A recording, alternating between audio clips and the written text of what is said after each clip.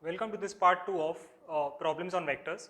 So let's solve some more problems and get a deeper insight into this chapter. So now this is a different kind of question that you might be facing for the first time. Now there are two columns given, column 1, column 2. So this is match the following type of question, wherein we have to match the elements in ABC or the first column to the second column. So some conditions are given to you, and based on that condition we have to find what kind of angle or which angle will suit this particular condition. Let's take one question and see how to do it. In the first question, it's given to us that A cross B is equal to magnitude of A dot B. Now if we expand this, we'll get something like mod A mod B sine theta, because this is the magnitude of cross product, and this is mod A mod B cos theta. So you can clearly see that this and this goes, and ultimately tan theta is equal to 1. Now if tan theta is equal to 1, it obviously means that theta is pi by 4. So the first answer is pi by 4.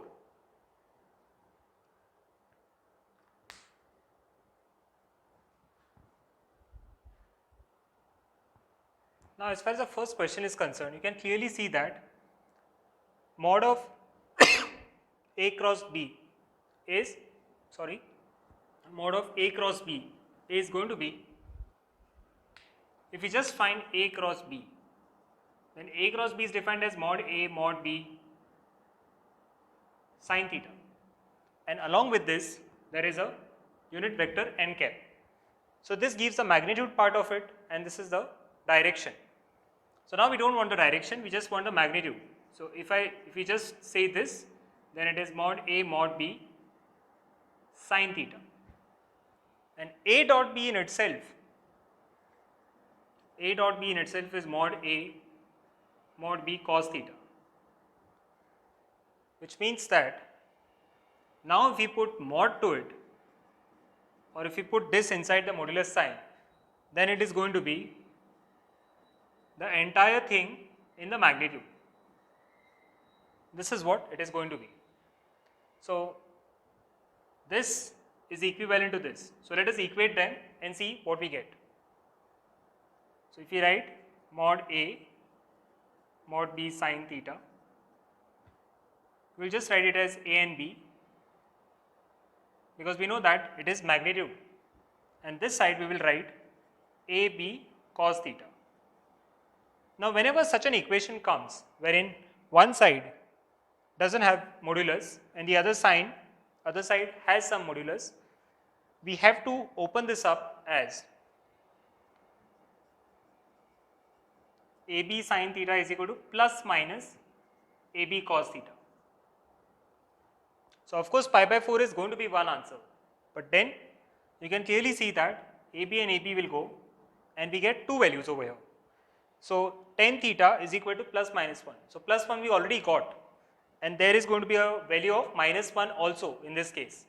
So if tan theta is minus 1, that can happen at theta equals to 135 degrees. So the second answer for this is going to be S as well.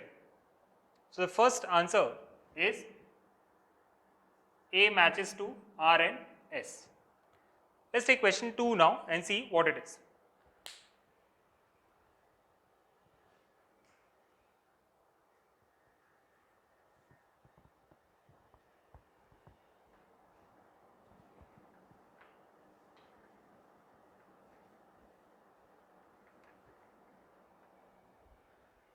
Question 2 states that A cross B is equal to B cross A.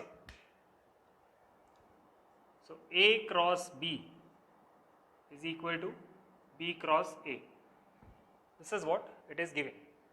Now if we have to make some conclusion here, we will have to change this sign, and we know very well that if I have to write it in the reverse order, then this B cross A has to be written as A cross B. Now if we take this on the other side, we get 2 times A cross B is equal to 0, or in short A cross B is 0. So if A cross B is 0, then magnitude of B, magnitude of A sine theta is going to be 0. So this is only possible when theta is 0 or 180, because there is some vector A, there is some vector B. So A and B can't be 0 anytime, because they have already specified that there is some vector existing. So sine theta has to be either 0, theta has to be 0 or pi. Now the angle which we have over here is 0, pi is not specified. So theta is going to be 0 degrees. So answer to B is P.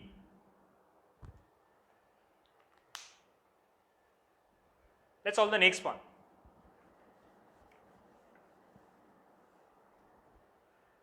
States that mod of A plus B is equal to mod of A minus B.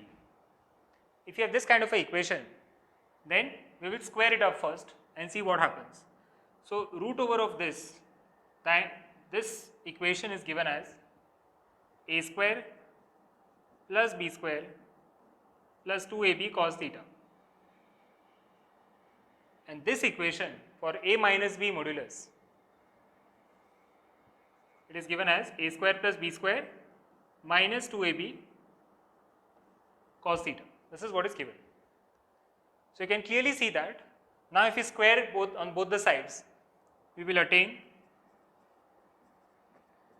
A square plus B square plus 2AB cos theta, and this is given as A square plus B square minus 2AB cos theta. Now A square plus B square will vanish, and that 2AB cos theta will come on this side and will become 4AB cos theta. So when 4AB cos theta is 0, it only means that theta should be 90 degrees. This is the conclusion of this. So C is going to be matched with Q.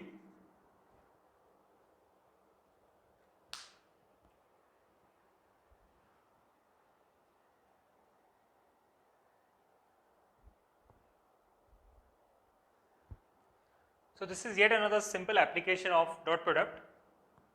Three vectors are given to you, A, B, C bar. We have to find the angle between A bar plus B bar plus C bar and A bar plus B bar minus C bar.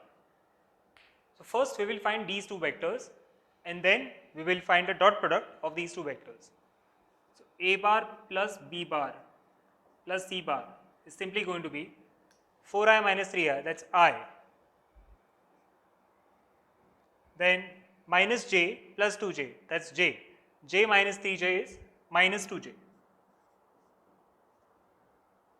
And the third one here is going to be, so the k cap is not given, of course. So this is going to be A bar plus B bar plus C bar. And A bar plus B bar minus C bar is going to be 4i minus 3i, that's going to be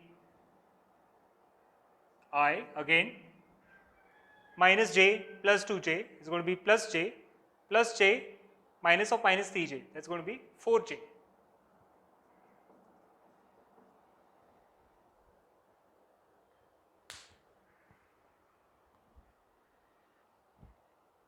Now the next step in finding the angle between these two vectors is going to be A bar plus B bar plus C bar dot A bar plus B bar minus C bar. So this magnitude is root 5, and this magnitude is going to be root 17 cos theta.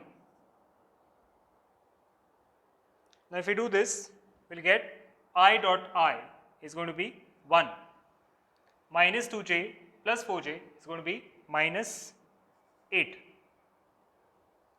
So this is ultimately root 5 root 17 cos theta. So cos theta comes out as minus 7 by root 5 into root 17. So we can write that theta is cos inverse of minus 7 by root 5 root 17.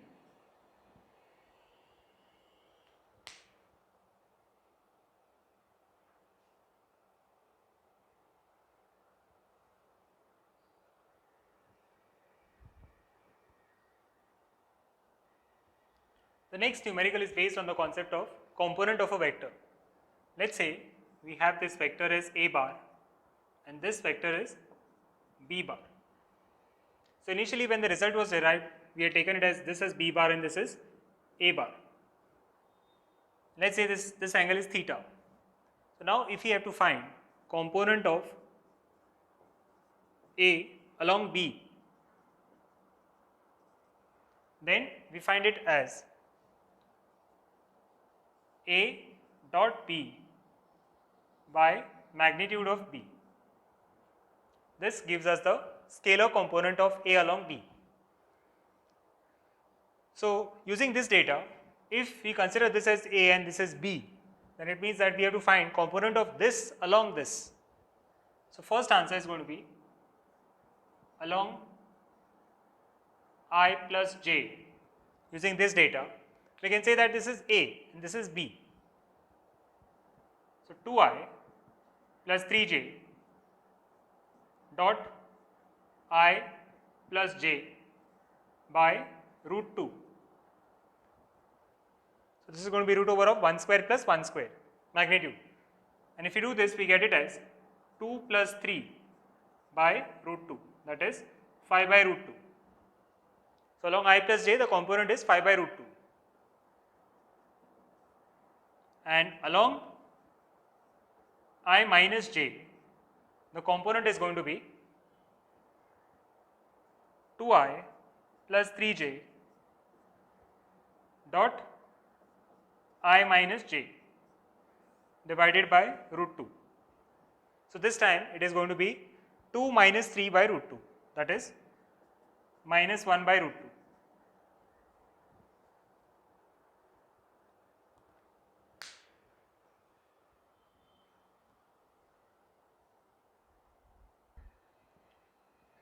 Let's have a look at this very interesting problem. In this particular problem, it's given to you that sum of two forces at a point is 16 newtons. So let's say there are there's one point at which the two forces are acting. So maybe vectorially they are acting like this at this point and this point this way. So when we draw it vectorially with a proper direction, it looks maybe like this. And their resultant is normal to the smaller force. So let's say this is some resultant and let's call this F1 and this is F2. So I am assuming that this is a smaller force and the resultant is normal to this smaller force. Now this is a diagrammatic representation of this particular situation. Now whatever data is given, let's try to put it in the form of equations with the help of concepts that we have already learned. So what I am going to use over here is, one is a dot product and the other one is parallelogram law of vectors. So the first information that is given to us is one equation, that is F1 plus F2 is equal to 16. Now mind you, this is not a vectorial representation or this is not the magnitude of F1 plus F2, but it is just the sum. F1 plus F2 is equal to 16. This is one data. And the other data is the resultant is of the resultant of both is normal to the smaller force, and this resultant has a magnitude of 8 newtons. So resultant is given as 8 newtons. Now we can say that F1 plus F2 bar is 8. What this means is that the two forces could be any four of these, any one of this. So either it could be 6 and 10 or 8 and 8, 4 and 12, 2 and 14. So you can see that all of them have added to 16. That's what it means. Now if we square this up, we will get something like F1 square plus F2 square plus 2 F1 F2 cos theta with a root over sign. One more information that is given to you is this resultant is normal to the smaller force. So this is the resultant, F1 bar plus F2 bar. This and the smaller force we are considering as F2. So if two vectors are perpendicular, we have studied that their dot product has to be 0. So this is going to be F2 bar equals to 0. This is what we know. Now F1 bar plus F2 bar is not given to us clearly, so we will find the dot product. So we get an idea like F1 dot F2 plus F2 square is equal to 0, which means that F1 F2 cos theta is equal to minus of F2 square. This is one data that we have from you. Now let us square this up and use all the equations that we have generated till now. So if we square, we will get F1 square plus F2 square plus 2 F1 F2 cos theta is equal to 64. Now F1 F2 cos theta is nothing but minus F2 square. So let's put it over here.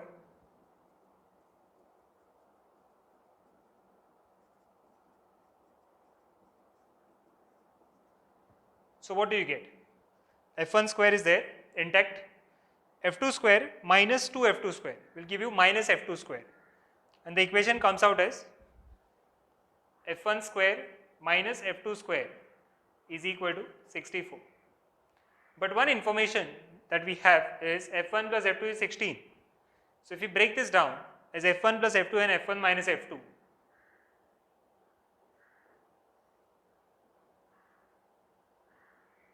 we will get this.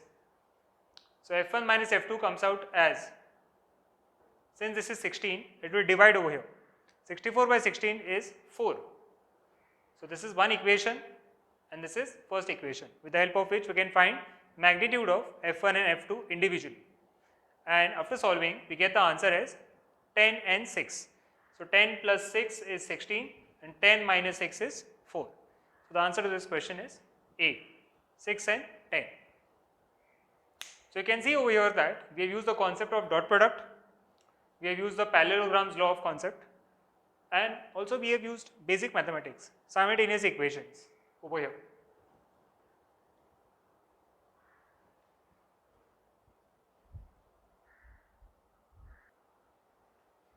With the help of this problem, let's learn a different kind of a concept.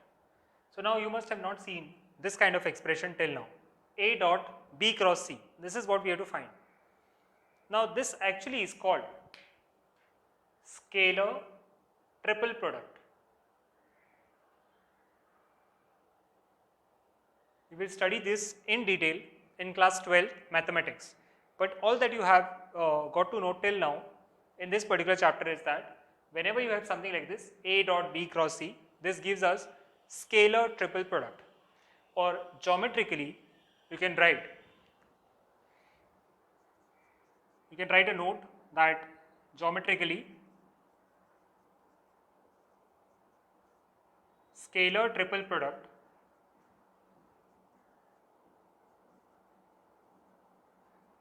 gives us the volume of a parallelepiped. Now what is this parallelepiped? Let us see what it is. Let's say we have x, y, z axis and we have a parallelogram.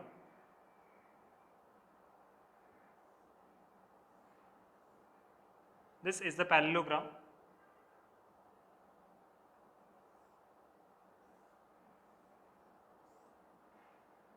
So if we extend this parallelogram and give it a certain height or give it a certain thickness, then just like we have this rectangle, and if we extend this, this becomes a cuboid.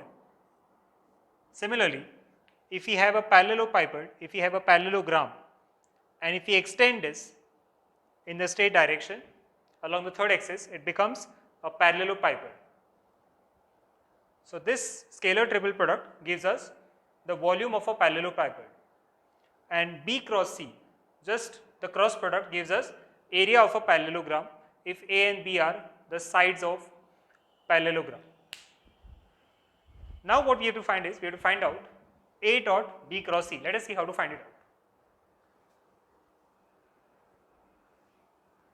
So very first thing that we have to do is find out B cross C. To find out B cross C, all that we have to do is find the determinant. So B cross C is going to be I, J, K. This is 1, 2, 1, 0 and 2. And C is going to be 0, 1 and minus 1. So I is 1, J is 0 over here, K is 2. In this, I is 0, J is 1 and K is minus 1. Now if you multiply this, we will get something like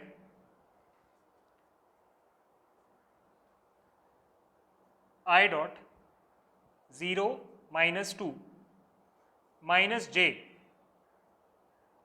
minus 1 minus 0 and K times we will get 1 minus 0. This is what we will get, which means that this is going to be minus 2I cap plus J cap plus K cap. This is B cross C. Now we have got a B cross C vector. This is a vector and this is another vector, of which we have to find a dot product. So A is going to be A dot B cross C. A, as we know, is 2I cap minus 3J cap plus 7K cap dot B cross C, which is minus 2I cap plus J cap plus K cap. If you multiply this, we will get something like 2 into minus 2, which is minus 4, minus 3 plus 1, so that is minus 3, and plus 7 plus this. You can clearly see that this is 0.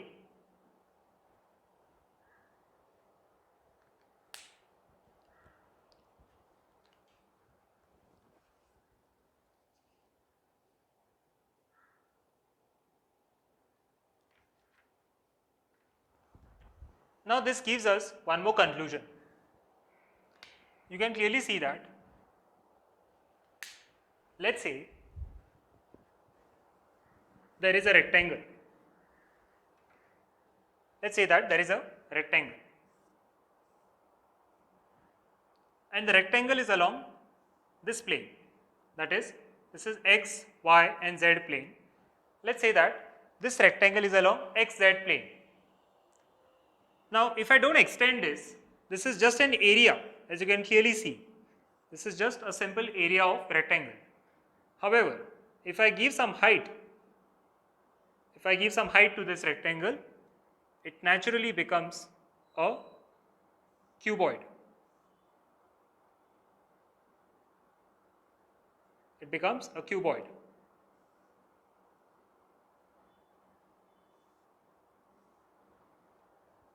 So it means that there is one vector in this plane, this direction, the other vector is here, and the third vector is here, A bar, B bar, C bar. But what if all the three vectors are lying in one plane? Can there be a volume? Which means that, let's say the third vector was here, then this height wouldn't be there. So if the three vectors are coplanar,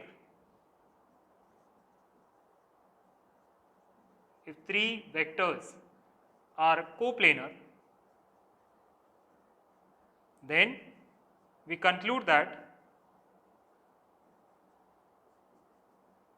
their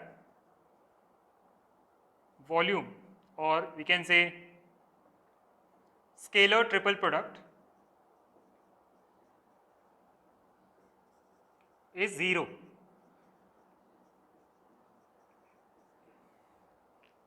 Geometrically we can understand that if the three vectors are lying in one plane, then there can't be a volume formed out of it. Hence, the scalar triple product is going to be 0.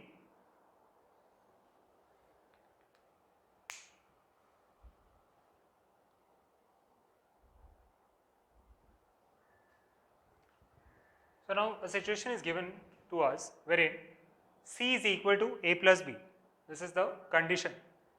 Now there is no vector notation. Of course, A, B, C are vectors and C is a resultant of A plus A and B. Now 4 options are given and we have to see which option is true.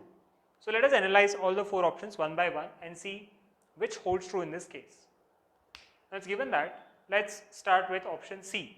C is always equal to A plus B. Now if, let's say, this vector,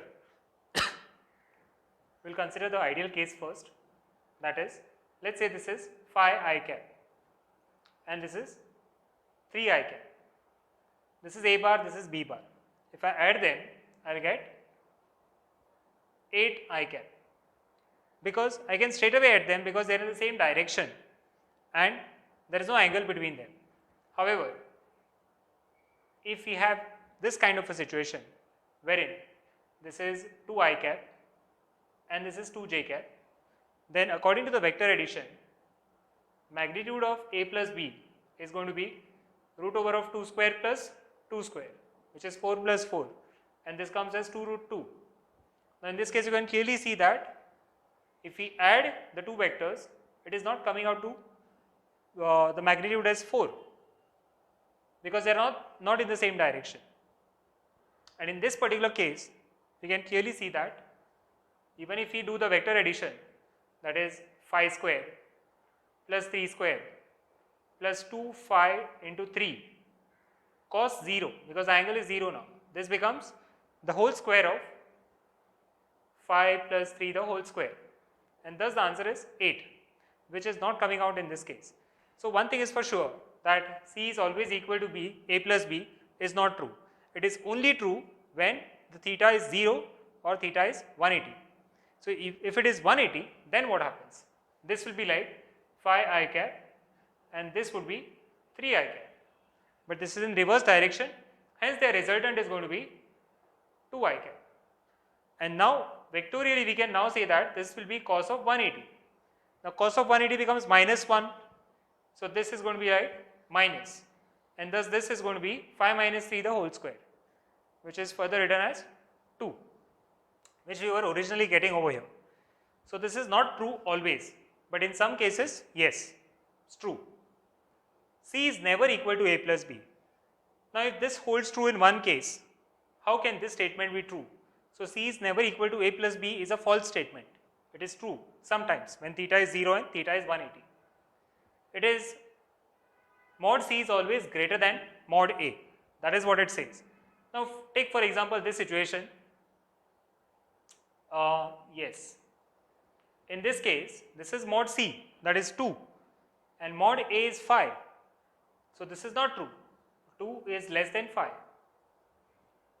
So this is not true as well. In some cases it might be true.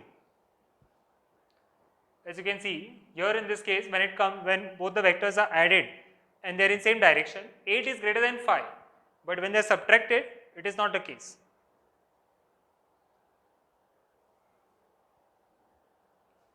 And the last one is, it is possible to have mod C less than A and mod C less than B.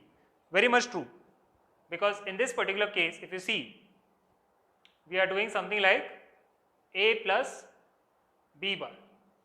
Just that B bar is negative and it is in this direction, A bar is in this direction.